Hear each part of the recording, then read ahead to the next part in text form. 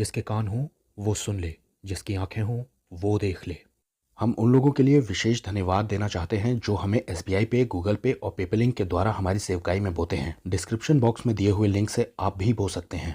अपने कॉलेज के सामने जितनी भी बसें आ रही थी उन सबको रोक रोक के मार पीट करके पूछते थे वो बस कहाँ है, और जब वो बस का नंबर नोट कर रखा था और जब वो बस आई तो उस बस के ड्राइवर को, कंडक्टर को फिल्मी स्टाइल से मारा हमने। और कॉलेज से करीब 700-800 मीटर दूर पुलिस कंट्रोल रूम था, तो लड़कों ने बोला कि अब ज़्यादा बात बढ़ गई है। मैंने कहा नहीं, आग लगाएंगे इस बस के अंदर। लेकिन जय मसीह की। मेरा नाम ब्रिजेश चौरटिया है और जयपुर राजस्थान से मैं ताल्लुक़ रखता हूँ। और करीब 1998 तक मैं प्रभु यीशु मसीह को नहीं जानता था। एक राधा स्वामी परिवार में मेरा जन्म हुआ। राधा स्वामी जो संप्रदाय है उसके अंदर किसी प्रकार की मूर्ति पूजा नहीं होती है और ईश्वर को जो है भजन के द्वारा और उसके सुमरन के द्वारा उसको पाने का प्रयास किया जाता है। और गुरु जो हैं उनका बड़ा महत्व है, गुरु की शिक्षा का बड़ा महत्व है।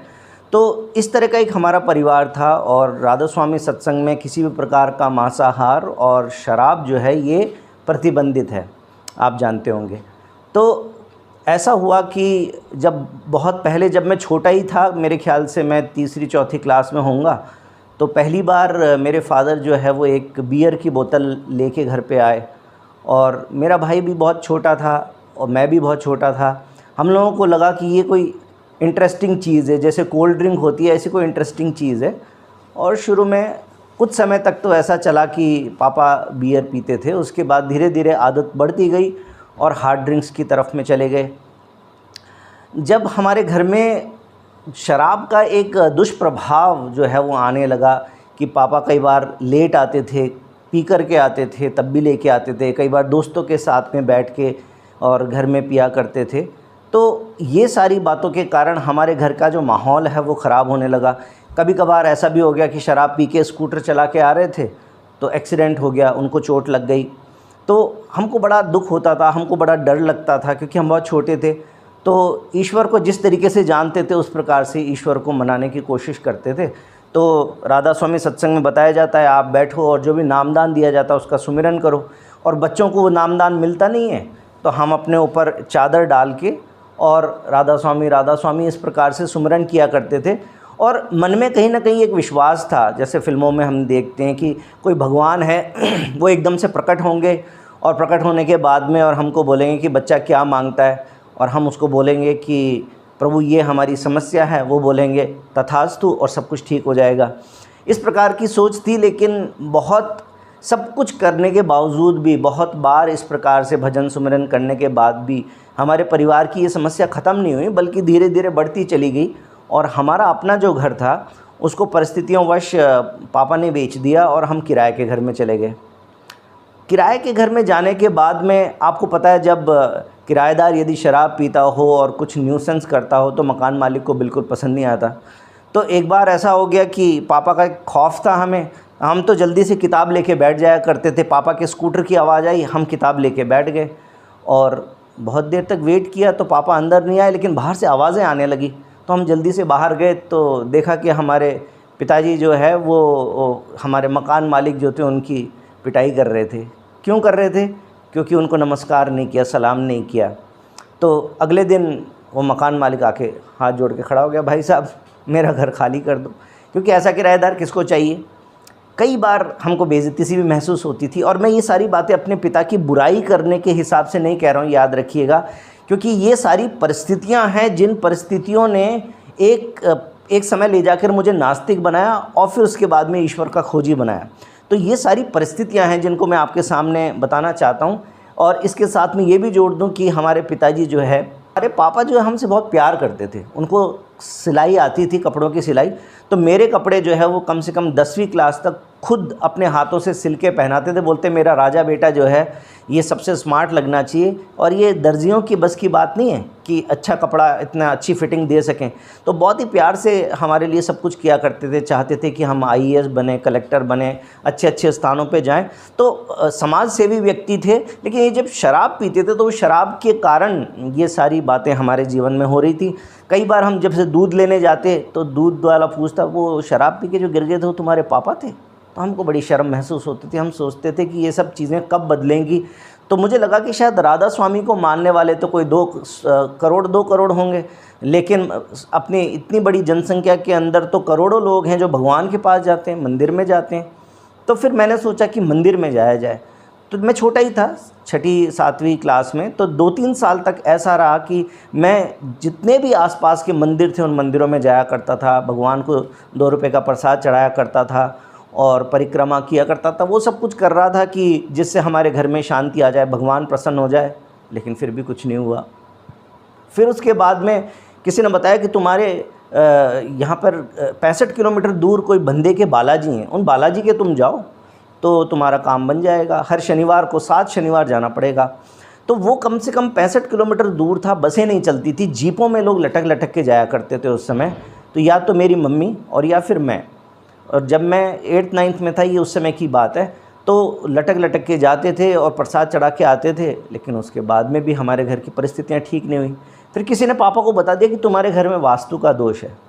तो हमने कहा ठीक है, वास्तु का दोष है, क्या करना पड़ेगा। तो घर के आगे की तरफ में लेफ़्ट साइड में एक पानी का बहुत बड़ा हौज था।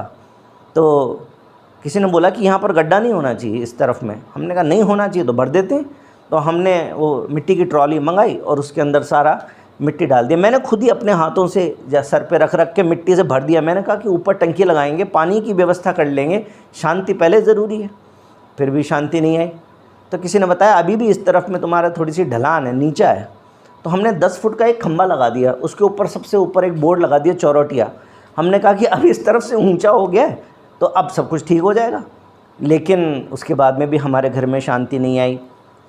किसी ने बताया तुम्हारे घर में किसी ने कुछ जादू टोना कर दिया है तुम्हारा नुकसान करने के लिए। तो फिर वो तांत्रिकों के पास में, जादू टोना करने वाले, शाणे भोपे, ये सारे जितने होते हैं, इन सब के पास में हम गए। किसी ने बोला ये कील लेके जाओ अपने घर में ठोक दो, हमने ठोक दिया। किसी ने बोला ये नारियल है अपने घर में रखो, हमने नारियल रख दिया। किसी ने बोला ये लाल डोरा जो है ये अपने घर में बांध के रखो, फिर हमने बांध दिया। किसी ने जल दे दिया, ये अपने घर के चारों तरफ में ये जल डाल देना, पानी डाल देना अभिमंत्रित, तो वो मंत्रित जल डाल दिया हमने। लेकिन कोई परिस्थितियाँ बदली नहीं और 10वीं क्लास में मैं 2nd डिवीज़न आ गया। क्योंकि घर की जो परिस्थितियाँ थी ऐसी थी कि मैं पढ़ नहीं पाता था, तो मेरा 2nd डिवीज़न आ गया। पापा बड़े नाराज़ हुए।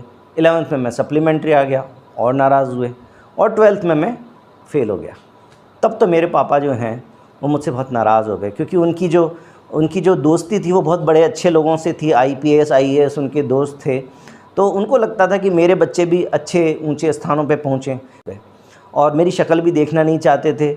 और मैं खाना खाते हुए दिख जाऊँ तो घर में खाना ना खाएं।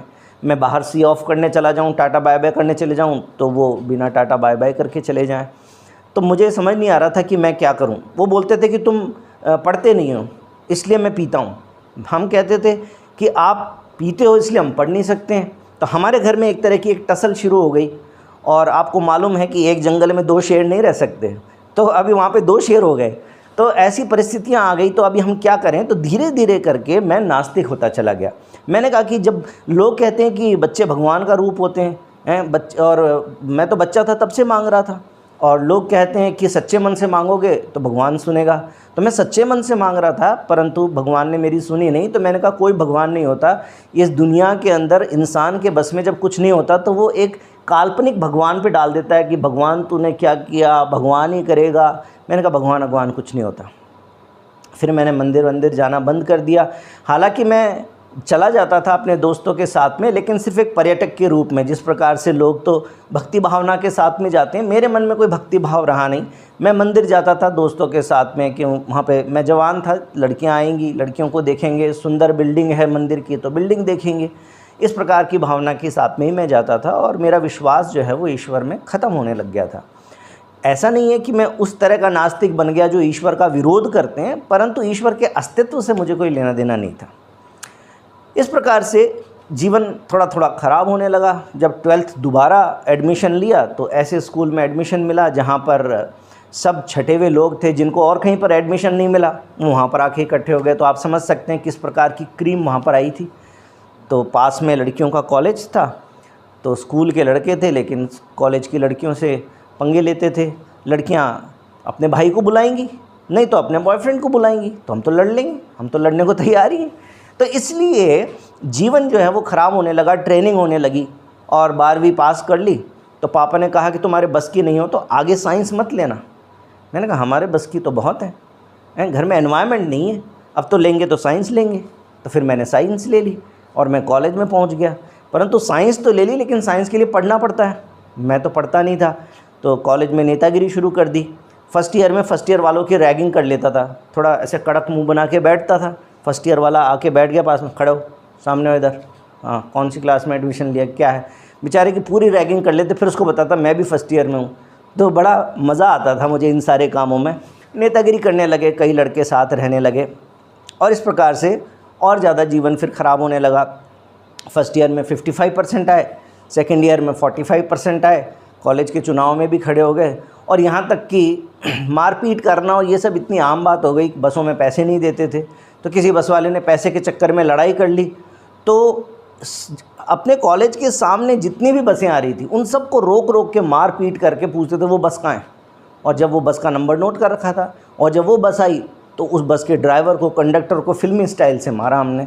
और कॉलेज से करीब 700-800 मीटर दूर पुलिस कंट्रोल रूम था। तो लड़कों ने बोला कि अब ज़्यादा बात बढ़ गई है। मैंने कहा नहीं, आग लगाएंगे इस बस के अंदर। लेकिन सब मुझे पकड़ के कॉलेज में ले गए और उसके अगले दिन से बसों की पूरी हड़ताल शुरू हो गई और जितने भी बस ऑपरेटर्स थे वो नंगी तलवारें लेके मोटरसाइकिल पे बैठ के घूमते थे, ढूंढते थे मुझे मारने के लिए।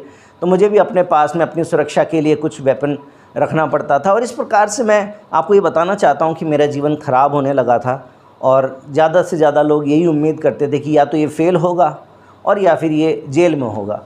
तो इस प्रकार का जब जीवन हो गया, उसके बाद में मैं जब कॉलेज में था तब मेरे तीसरे साल के शुरुआत में मेरे मन में एक विचार आया कि मेरे जीने का मकसद क्या है। तो मैंने कहा कि मेरे जीने का मकसद ये है कि मेरी भाई, मेरी बहन और मेरी मम्मी ये लोग शांति से और खुश रह सकें। क्योंकि पापा तो अपने उसमें मस्त थे, जो उनको अच्छा लगता था वो कर रहे थे, लेकिन हम लोग बड़ी टेंशन में रहते थे। मैं दोस्तों के साथ में कई बार बाहर हंसी मजाक करते थे, हंस लेता था तो मेरी हंसी एकदम से चली जाती थी। मैं सोचता था कि मैं तो हंस रहा हूँ लेकिन मेरी मम्मी तो नहीं हंस रही। क्योंकि शाम को 5 बजे आने के बाद में हमारा दिल धुक धुक करता था, आज क्या होगा। क्योंकि हर शाम को पापा पीकर आते थे, लेकर आते थे और बिना पिए आ गए तो हमारे मन में इतनी खुशी होती थी, आज तो पापा बिना पिए आ गए। लेकिन वो नहा धो के फ्रेश होके फिर चले जाते थे और फिर लेके आते थे, फिर या तो पी के आते थे या फिर पीने का सामान लाते थे। तो ये हमारे जीवन का दुख ख़त्म नहीं हो रहा था और ईश्वर के अंदर भक्ति भावना ख़त्म हो गई थी। और इस प्रकार से जीवन के अंदर कहीं कोई ऐसी दिशा नहीं रही, कुछ समझ नहीं आता था, सब कुछ अंधकार में हो गया, निराशा से, असफलता से भरा हुआ जीवन हो गया। उस समय पर ये विचार आया था कि जीवन का मकसद क्या है। तो मुझे मालूम था ना हमारे पास बिज़नेस है, ना हमारे पास पैसा है, तो मेरे पास एक ही रास्ता है कि पढ़ लिख के कुछ करें। तो 3rd ईयर में एकदम से परमेश्वर ने मेरे जीवन में ये काम किया जो मुझे मालूम नहीं था और मेरा हृदय परिवर्तन हुआ और मैं पढ़ने लगा और बहुत अच्छे से पढ़ने लगा। और यहाँ तक कि मैं इस बात की टेस्टिमनी आपको दे सकता हूँ कि एक प्रोफेसर ने मुझे बोला कि तुमने मेरी ट्यूशन ख़राब कर दी। क्योंकि ज़्यादातर क्लास के बच्चों को जो प्रॉब्लम्स आती थी उनको मैं ही सॉल्व कर देता था उनके लिए, तो वो ट्यूशन जाते ही नहीं थे। लेकिन फिर भी कुछ स्पेसिफ़िक चीज़ों के लिए मैंने ट्यूशन ज्वाइन किया था। क्योंकि उस समय जो साइंस की पढ़ाई थी तो कई सब्जेक्ट ऐसे थे जो मुझे अच्छे से समझ में नहीं आते थे, तो मैंने एक ट्यूशन ज्वाइन किया। वहाँ पर एक लड़की थी हमारे ट्यूशन ग्रुप में और वो जिस प्रकार के परिवार से वो ताल्लुक़ रखती थी, हिंदू परिवार से थी, तो मुझे कभी भी उम्मीद नहीं थी कि ये लड़की जो है ये ऐसी बात कर सकती है। लेकिन संडे को क्लास में आने के लिए जब टीचर ने बोला तो उसने मना कर दिया। उसने बोला मैं दिन के 2 बजे बाद आ सकती हूँ, बहुत समझाने पर। तो हमने पूछा क्यों? बोलती मैं चर्च जाती हूँ। मैंने कहा गई भैंस पानी में, क्योंकि न तो कोई ईश्वर है और यदि ईश्वर होगा भी तो हिंदू व्यक्ति को चर्च में जाने की क्या ज़रूरत है? उसको मंदिर में मिल जाएगा, अपने घर में मिल जाएगा, जैसे भी पूजा साधना करेगा तो मिल जाएगा। मैंने कहा इस लड़की से दूर रहना अच्छा है। लेकिन मैंने उससे सवाल कर लिया कि जीवित परमेश्वर मतलब क्या होता है? कोई भगवान है भी नहीं और अगर होगा तो मरा हुआ थोड़ी होगा। उसने कहा कि हम किसी जीवित व्यक्ति की तस्वीर पर हार नहीं चढ़ाते, लेकिन ईश्वर की तस्वीर पर हाथ चढ़ाते हैं। जब कोई व्यक्ति मर जाता है उसकी तस्वीर पर ही हार चढ़ाते हैं, लेकिन ईश्वर अगर वो जीवित है तो उसकी तस्वीर पर हार क्यों? और उसने बोला कि हम जितने भी तरह के गलत काम करते हैं वो अगर कोई व्यक्ति हमें देख रहा होगा तो हम नहीं करते। जीवित आँखों का हमें डर लगता है, लेकिन ईश्वर की आँख का कोई डर नहीं। हम झूठ भी बोलते हैं, पाखंड भी करते हैं, सब कुछ करते हैं। हाँ, भगवान की मूर्ति के आगे जब अगरबत्ती करी उस समय श्रद्धा भावना थी, और बाहर जब मार्केट में गए तो लड़की को भी देख रहे हैं और झूठ भी बोल रहे हैं, धोखेबाजी भी कर रहे हैं। ईश्वर का कोई डर नहीं है। मुझे उसकी बातें सही लगी, लेकिन मैंने सोचा कि ये सब बातें बुढ़ापे की बातें, भगवान की बातें, पता नहीं जवानी के समय ये सब बातें क्यों कर रही है। तो मुझे लगा कि इससे थोड़ा दूर रहे तो अच्छा है, लेकिन लड़की तो है तो फिर लड़की के साथ में दोस्ती कर ली जाए। तो हमारी दोस्ती हो गई और उसने मुझे एक बाइबल ला के दे दी। मैंने कहा कि बाइबल का मैं क्या करूं, लेकिन धार्मिक किताबें फेंक नहीं सकते, तो घर में ले जाके मैंने अलमारी में रख दी। तो उसने मुझसे पूछना शुरू किया, तुमने बाइबल पढ़ी, तुमने बाइबल पढ़ी? मैंने सोचा अब इसको जवाब देना ही पड़ेगा, और इसलिए मैंने हिंदू शास्त्र पढ़ने शुरू कर दिए। मैंने कहा कि जितना ही ज़्यादा मुझे यीशु मसीह के बारे में बताएगी, ईसाई धर्म के बारे में बताएगी, उतना ही मैं अपने धर्म के बारे में इसको बताऊंगा। हालांकि गीता हमने अपने स्कूल टाइम में पढ़ी थी, रामायण भी पढ़ी थी, महाभारत भी पढ़ी थी, लेकिन वो सिर्फ कुछ अंश थे। लेकिन बाद में मैंने डिटेल में पुराणों को और दूसरी जो धार्मिक किताबें उनको पढ़ना शुरू किया, ताकि जब ये ईसा मसीह की बात करे तो मैं भगवानों की बात करूं, इसकी बात काटनी है। और मैं आपको संक्षेप में बताऊं कि जितना मैंने धार्मिक किताबों को पढ़ा, मेरे मन में बहुत सारे सवाल खड़े हो गए, और ये मेरी व्यक्तिगत भावना है जिसको मैं आपको बताना चाहता हूं। मेरे मन में विचार आते थे कि भगवान जो है वो इंसान के जैसा क्यों है? भगवान झूठ कैसे बोल सकता है? भगवान नशा कैसे कर सकता है? चाहे वो भांग धतूरे का हो, चाहे वो सोमरस का हो, वो नशा कैसे कर सकता है? भगवान एक पत्नी के होते हुए दूसरी स्त्री की तरफ में प्रेम दृष्टि कैसे रख सकता है? भगवान अपने बच्चे का गला कैसे काट सकता है?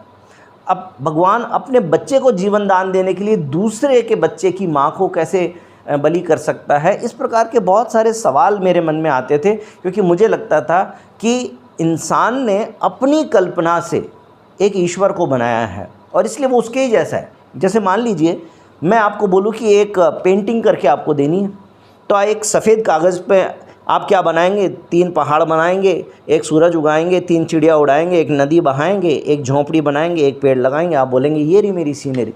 लेकिन अगर मैं आपको बोलूँ कि जर्मन आर्ट बना के देनी है, तो फिर आप अपना माथा खुजाने लगेंगे कि जर्मन आर्ट कैसी होती है। आप मुझे खाली पन्ना दे देंगे, क्योंकि आपने कभी जर्मन आर्ट नहीं देखी है। उसी प्रकार से इंसान ने कभी ईश्वर को देखा ही नहीं है, तो उसकी कल्पना से बाहर है।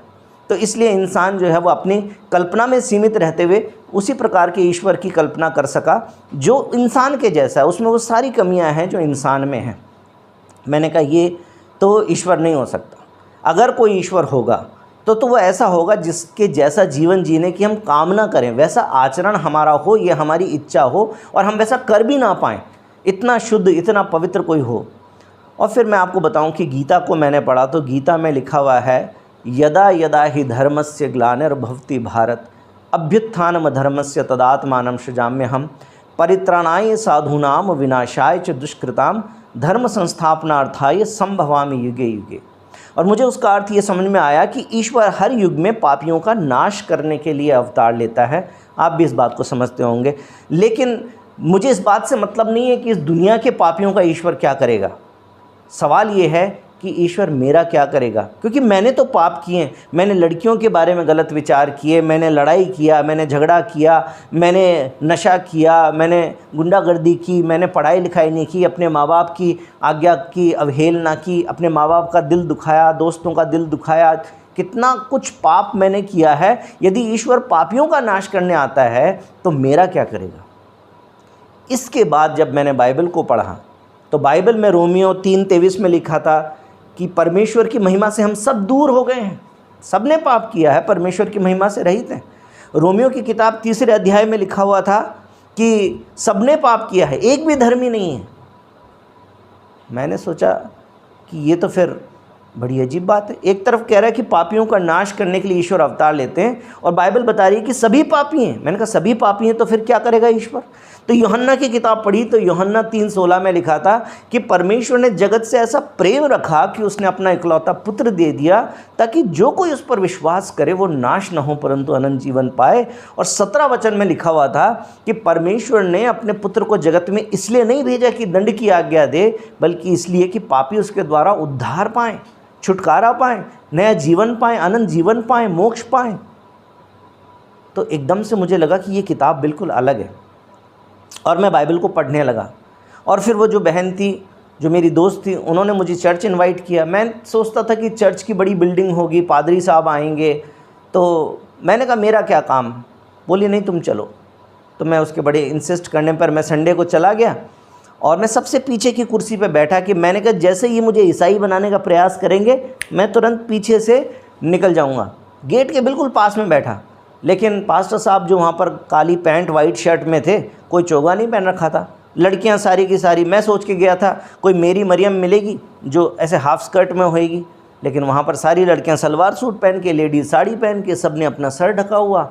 मैंने सोचा ये कौन से सत्संग में ले आई, ये तो कोई चर्च नहीं है। फिल्मों में तो चर्च अलग तरह का होता है। लेकिन पास्टर साहब ने बोला पवित्र आत्मा जैसे अगुवाई करे एक दूसरे के लिए प्रार्थना करो। मैंने कहा पवित्र आत्मा को मुझे कैसे जानेगा, क्योंकि मैं तो पहली बार आया हूँ। मैंने कहा चलो मैं तो सेफ़ हूँ। लेकिन एक छोटा भाई आ गया, कहता है कि भैया मैं आपके लिए प्रार्थना करूँ। मैंने कहा करो। मुझे पता नहीं था इस तरह की भी कोई बात होती है, क्योंकि अपने लिए प्रसाद चढ़ाना, अपने लिए मांगना, ये तो मुझे मालूम था, लेकिन ये दूसरों के लिए प्रार्थना क्या होती है मुझे मालूम नहीं था। उसने बोला प्रार्थना करें। मैंने प्रार्थना करवा ली। फिर एक अंकल आ गए, बोलते बेटा मैं प्रार्थना करूं। मैंने बोला करिए, क्योंकि मुझे तो ये सब समझ नहीं आ रहा था। उन्होंने बोला कोई समस्या आपके जीवन में, कोई दुख है जिसके लिए हम प्रार्थना कर सकते हैं। मैंने परिस्थिति बताई, तो वो इस प्रकार से प्रार्थना करने लगे जैसे तो उनके घर में वो दुख आ गया। तो ये बात मुझे छू गई कि किसी व्यक्ति को मुझसे इतना प्रेम कैसे हो सकता है कि वो मेरे लिए रोने लगे क्योंकि मेरे जीवन में दुख है। और मुझे बहुत अच्छा लगा। तो फिर मैं लगातार चर्च जाने लगा, मैं बातों को सुनने लगा, प्रचार सुनने लगा। और वो जो हमारी फ्रेंड थी, वो कुछ उनके पेरेंट्स बाहर रहते थे, तो मैंने पूछा मम्मी घर में रह सकती हैं साथ में। मम्मी ने बोला ठीक है, बहन के कमरे में साथ रहेगी।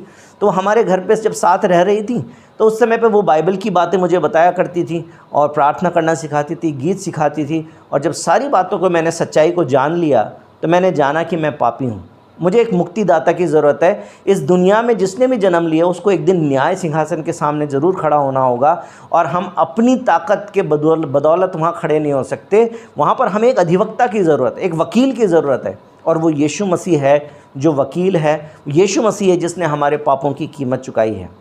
बातें कहने को बहुत सारी हैं, मैं आपको बताऊं, लेकिन उस समय पर जब मुझे इस बात का एहसास हो गया कि मुझे भी माफ़ी की ज़रूरत है, मैंने अपने पापों की क्षमा परमेश्वर से मांगी और मैंने यीशु मसीह को अपने मुक्तिदाता के रूप में ग्रहण किया। और मेरे भाई और बहनों, मैं आपको बता दूं कि जब मैंने प्रभु को ग्रहण किया, मेरा जीवन अंदर से इतना बदल गया कि पहले जब मैं कॉलोनी में से निकलता था तो लेडीज़ अपनी अपनी लड़कियों को बोल चल चल अंदर चल, गुंडा आ रहा है ऐसे बोलती थी। लेकिन बाद में जब प्रभु ने मेरा जीवन बदल दिया, क्योंकि पहले मैं बात बाद में करता था, गाली पहले देता था, मैं लड़ाई झगड़े करता था, मेरा हाथ पहले चलता था, मुंह बाद में खुलता था। लेकिन बाद में जब मेरा जीवन बदल गया तो मैं बड़ा आदरपूर्वक सबसे बात करने लगा, बहुत अच्छा स्वभाव मेरा हो गया। तो वही आंटी लोग मुझे अपने घर में बुला के चाय पिला के बोलती, बेटा तुमको क्या हो गया, तुम इतने बदल कैसे गए एकदम से।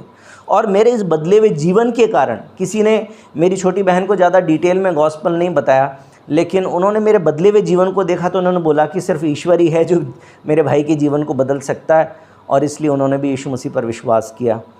और तब परमेश्वर ने, जब मैं रोज़ प्रार्थना करता था अपने पापा के लिए, तो परमेश्वर ने कहा था कि तू विश्वास कर तो तू और तेरा घराना उद्धार पाएगा।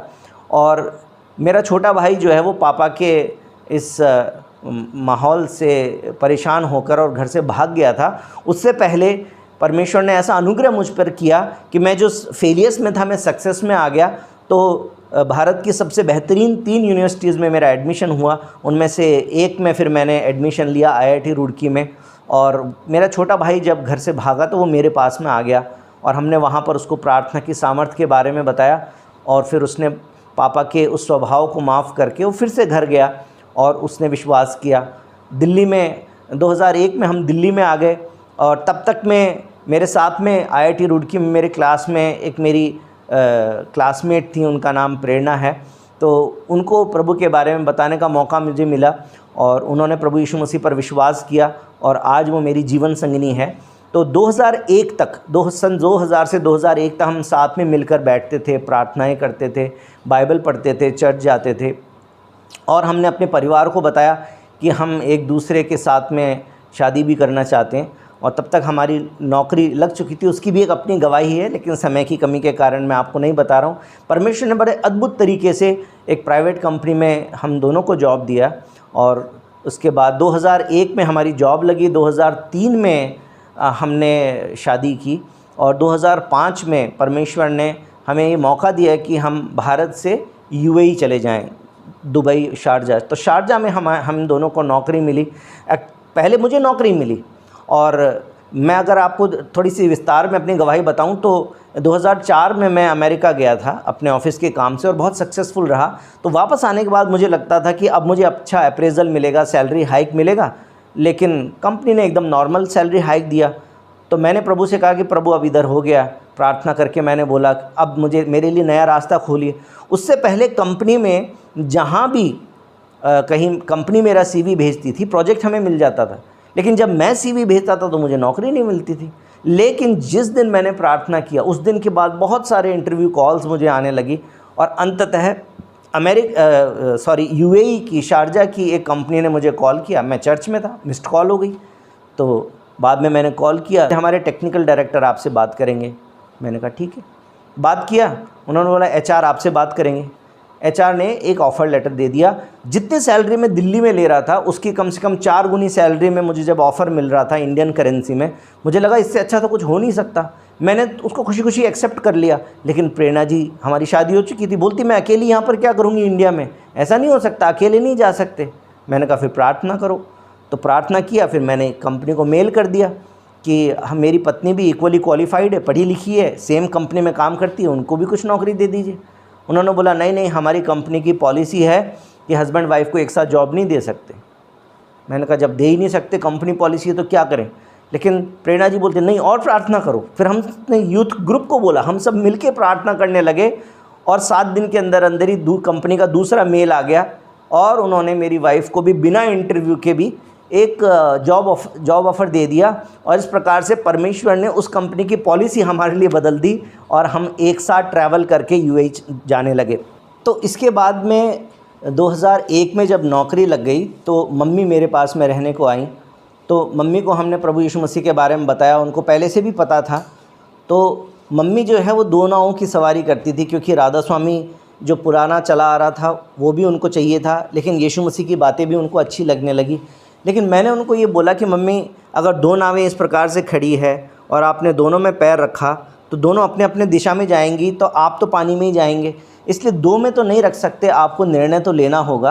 क्योंकि मैं आपको कह देना चाहता हूँ कि यीशु मसीह के सिवाय दूसरा कोई मुक्तिदाता नहीं है। हाँ, इस संसार में ज्ञान बहुत है, इस संसार में हमसे ज़्यादा अच्छी भक्ति करने वाले, हमसे अच्छा गाने वाले भी हैं, लेकिन पापों की क्षमा करने वाला और पापों की जो सज़ा है उससे बचाने वाला, हमसे प्रेम करने वाला और दूसरा कोई नहीं है, वो यीशु मसीह है। ये बातें जब मम्मी को बताई तो उन्होंने विश्वास करना शुरू किया और उसके बाद धीरे धीरे हमारी मम्मी विश्वास में आई। उसके बाद में मेरे दादाजी 2004 में हमारे घर पे हमसे मिलने के लिए आए। तो वो बहुत पुराने 35-40 साल से राधा स्वामी सत्संगी थे। तो मैंने उनसे सवाल पूछने शुरू किए कि जब आप ये सब कुछ करते हैं उसके बावजूद भी पाप होते हैं तो उनकी क्षमा कैसे होगी। और बहुत सारे सवाल जब मैंने किए तो उनके पास में जवाब नहीं थे।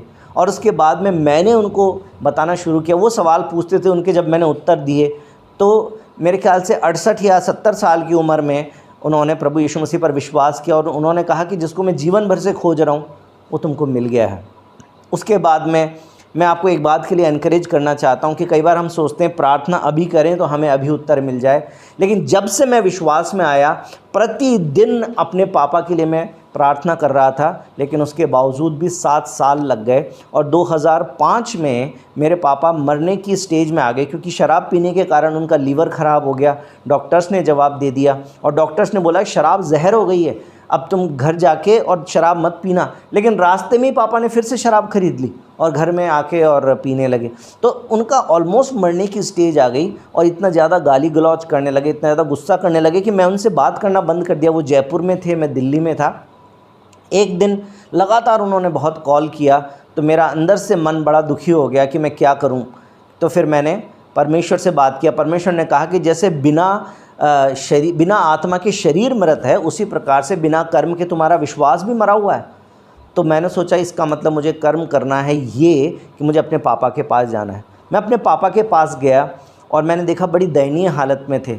मैंने उनके पाँव दबाना शुरू किया और मैं रो रहा था, तो उनको बड़ा अजीब लगा कि जवान लड़का रो क्यों रहा है। मैंने कहा पापा आपकी स्थिति कैसी हो गई है, आपका कोई दोस्त आपके साथ नहीं है, परिवार आपके साथ नहीं है, शराब ने आपका क्या हाल कर दिया।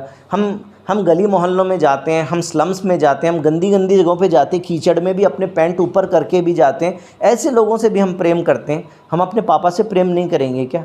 और इसलिए मेरी आंखों से आंसू आ गए। लेकिन उन्होंने बोला ठीक है राधा स्वामी सीडी लगा दो। मैंने सीडी लगा दी और उसके बाद में मैं कुछ नोट करने लगा और मैं उनके पैर दबाता रहा। तो मुझसे पूछते हैं क्या नोट कर रहे हो? मैंने कहा सावधानी से सुनो, उसके बाद बात करेंगे। और अंत में मैंने उनसे पूछा कि क्या सुना? उन्होंने बोला बपतिस्मा। मैंने कहा कि क्रिश्चियन बात नहीं पूछ रहा हूँ, राधा स्वामी सीडी में आपको क्या समझ में आया?